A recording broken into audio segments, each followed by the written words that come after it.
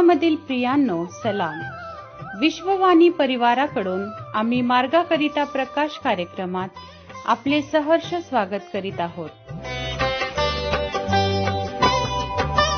मी भाकर जीवनाची स्वर्गीय भाकर मी भाकर जीवनाची स्वर्गीय भाकर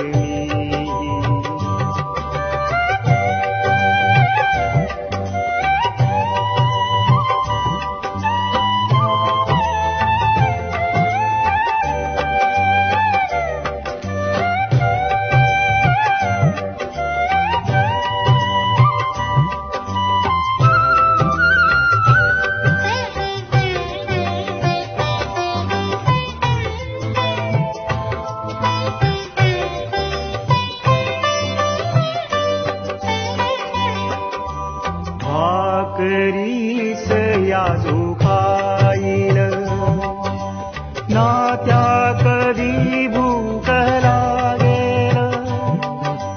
भाकरीस याजो खाईल ना त्या कधी भूक लागेल. श्रद्धा जो मज घरी ठेवील ना त्या कधी दान लागेल.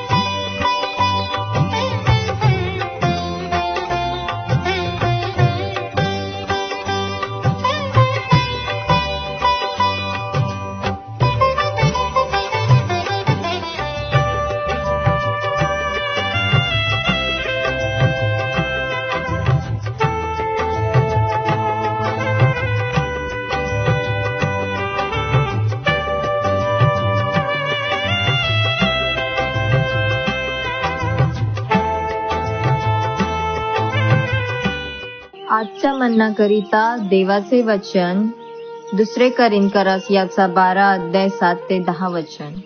2 करिंथकरास याचा 12 अध्याय 7 ते 10 वचन. आणि माझ्या प्रकटीकरणाच्या अतिशय मोठेपणामुळे मी खूप जास्त चढून जाऊ नये म्हणून माझ्या शरीरात रुतणारा काटा सैतानाचा दूत मला ठोसे मारण्यासाठी ठेवण्यात आला. 3 वेळा मी प्रभूला विनंती केली की तो माझ्यातून काढून टाक, पण तो मला म्हणाला, माझी कृपा तुला पुरे, कारण माझे सामर्थ्य अशक्तपणात पूर्णत्वास येते. म्हणून मी माझ्या अशक्तपणाबद्दल आनंदाने प्रौढी मिरवीन, यासाठी की ख्रिस्ताचे सामर्थ्य माझ्यावर स्थिर राहावे. या कारणासाठी ख्रिस्ताकरिता अशक्तपणा आनंद करतो, अपमानात, कठीण परिस्थितीत, छळात, अडचणीच्या वेळी, कारण जेव्हा मी अशक्त तेव्हा मी सशक्त असतो. प्रभू परमेश्वर या वाचलेल्या वचनाद्वारे आपला आजचा दिवस आशीर्वादित करो. हो, येशू ख्रिस्ताच्या नावात सर्वात सलाम. आजच्या मन्नासाठी निवडलेला शास्त्रभाग करिंथकरासचे 2 पत्र याचा 12 अध्याय आणि 7 ते 10 ही वचन आपण वाचलेली आहेत. या ठिकाणी पौल स्वतःच्या विषयी सांगताना म्हणतो की तो स्वतःची प्रौढी मिळवत नाही, तर म्हणतो की प्रकटीकरणाच्या विपुलतेमुळे मी चढून जाऊ नये म्हणून माझ्या शरीरात एक काठा म्हणजे मला ठोसे मारण्याकरिता शैतानाचा एक दूत ठेवण्यात आलेला आहे. मी चढून जाऊ नये म्हणून ठेवण्यात आलेला आहे. देवाचं वचन या ठिकाणी सांगतो, पौल म्हणतो की मी चढून जाऊ नये, मी बढाई करू नये म्हणून एक दूत मला ठोसे मारण्यासाठी ठेवण्यात आलेला आहे. तो पुढे म्हणतो की यापासून तो माझ्यापासून दूर व्हावा अशी मी प्रभूजवळ 3दा प्रार्थना केली, परंतु त्याने मला म्हटले की माझी कृपा तुला पुरेशी आहे, कारण अशक्तपणातच शक्ती पूर्णतेस येते, म्हणून ख्रिस्ताच्या सामर्थ्याची छाया माझ्यावर राहावी म्हणून मी विशेष करून आपल्या अशक्तपणाची प्रौढी फार आनंदाने मिरवीन. आणि तो म्हणतो की ख्रिस्तासाठीच दुर्बलता, अपमान, अडचणी, पाठलाग, संकटे ह्यातच मला संतोष आहे, कारण जेव्हा मी अशक्त आहे तेव्हाच मी सशक्त आहे. आणि या ठिकाणी तो म्हणतो की ख्रिस्तासाठी दुःख, दुर्बलता, अपमान, अडचणी, पाठलाग, संकटे या सगळ्या गोष्टी तो म्हणतो की ज्या वेळेस मी अशक्त आहे तेव्हाच मी सशक्त आहे.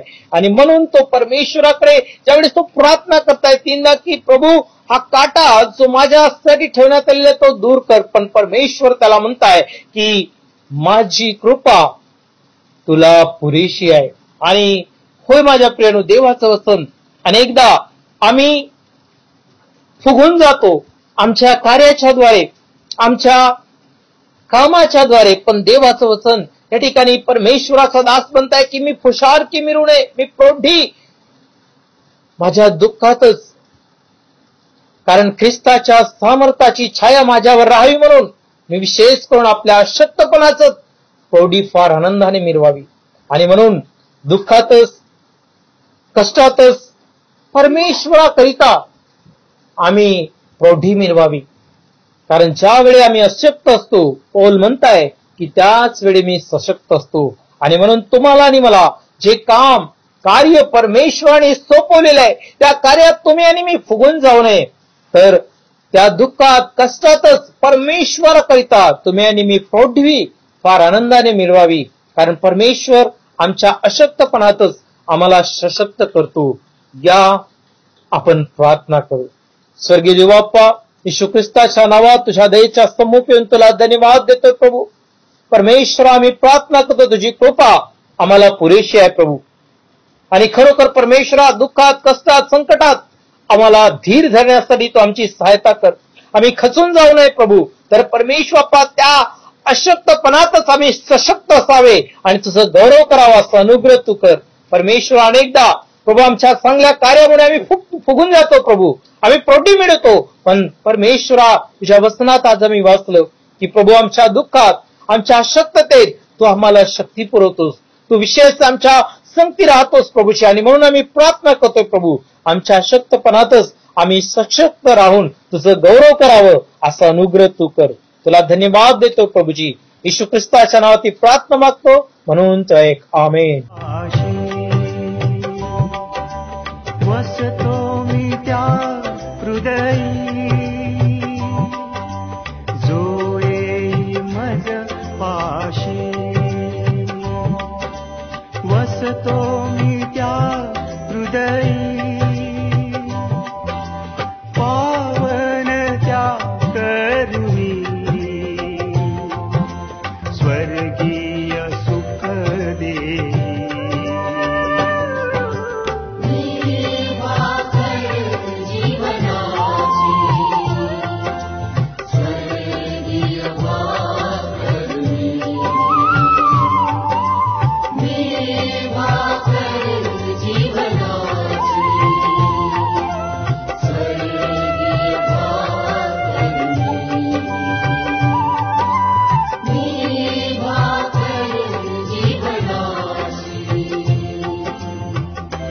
स्वर्गीय भाकर मी.